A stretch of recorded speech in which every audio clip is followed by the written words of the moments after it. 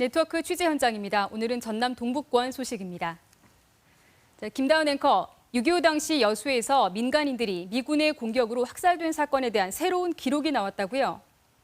네, 70년 전 6.25 전쟁 당시 여수에서 일어났던 이하포 사건, 이달 초에 보도해드렸죠.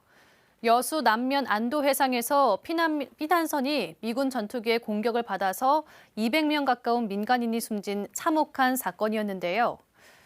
최근 사건이 일어난 바다에서 피해 선박의 일부일 가능성이 있는 선박의 구조물이 발견되기도 했습니다. 이하포 사건이 일어난 며칠 뒤에는 두루겨 사건이 일어납니다. 근처 해상에서 조기잡이 여선 선단이 마찬가지로 미군 공격을 받아 민간인 희생자가 다수 발생한 겁니다. 이렇게 여수 해상에서 민간인 학살 사건은 일어난 것은 비슷한 때 일어난 노근리 사건 못지않게 피해 규모가 컸는데도 무관심 속에 정확한 진상규명은 이루어지지 못했는데요.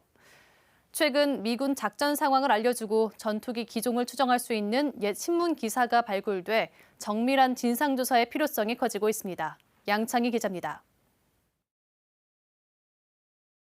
1950년 8월 3일 여수 이하포 해상에서 미군 전투기가 피난선을 공격해 150여 명이 숨진 이하포 사건. 그로부터 엿새 뒤 여수 두루겨 해상에서 조기잡이 여선 100여 척이 역시 미군 공중 공격을 받아 최소 14명이 숨진 두루겨 사건. 주민들은 아직도 끔찍한 기억을 간직하고 있습니다. 소리 크지요. 이거 고향 우리 안도 분들이 놀래버렸죠, 놀래버려.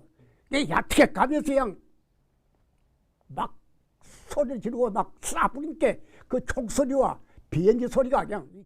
당시 두 사건이 발발한 지 얼마 안 돼 마산일보 일면에 실린 1950년 8월 13일자 기사입니다. 여수와 의령 등지 폭탄 세례라는 제목으로 서배국, 즉 일본 도쿄 메가더 사령부의 11일 오후 1시 20분 발표를 인용한 내용이 실려 있습니다. 기사에는 항공모함에서 날아오른 해군기가 9일과 10일 이틀 동안 전과를 거뒀으며 외관 및 여수의 적 밀집 부대에 총격을 가해 많은 부상자를 내게 했다는 것도 실적으로 소개돼 있습니다. 9일 여수 어선들이 밀집 조업하다 공격받은 두루겨 사건과 시간, 장소, 형태가 일치합니다. 신문에 나온 전과에 여수 어민들의 피해가 포함됐을 가능성이 큰 이유입니다. 이보다 앞서 나온 기사에도 미군 항공모함 항공기, 즉 함재기가 출격했다는 기록이 소개되는 만큼 8월 3일 이하포 사건 역시 같은 작전의 결과물일 가능성이 제기됐습니다. 7월 그 하순경에 이렇게 전투 기록들도 매일 올라오는데 거기에서도 함재기 출격이 7월 그 말일경에도 있었습니다. 그리고 이제 8월 달에 들어서도 이제 계속 함재기들 출격하는 얘기가 나오면서 미 해군 전투기가 출격한 항공모함이 기사에 특정돼 있다는 점도 눈여겨봐야 할 대목입니다. 당시 미군 등의 작전 상황을 고려할 때 기사에 나온 SX급 항공모함은 1950년 7월 미 항모로는 최초로 6.25에 참전한 벨리포지로 추정됩니다.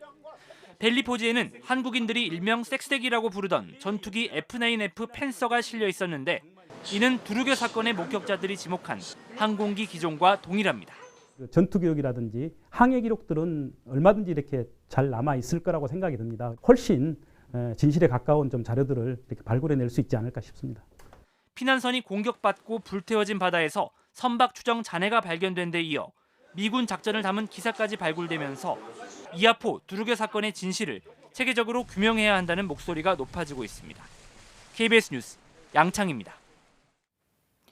고 김대중 전 대통령 서거 11주기 추모식이 광주와 전남 지역에서 잇따라 열렸습니다.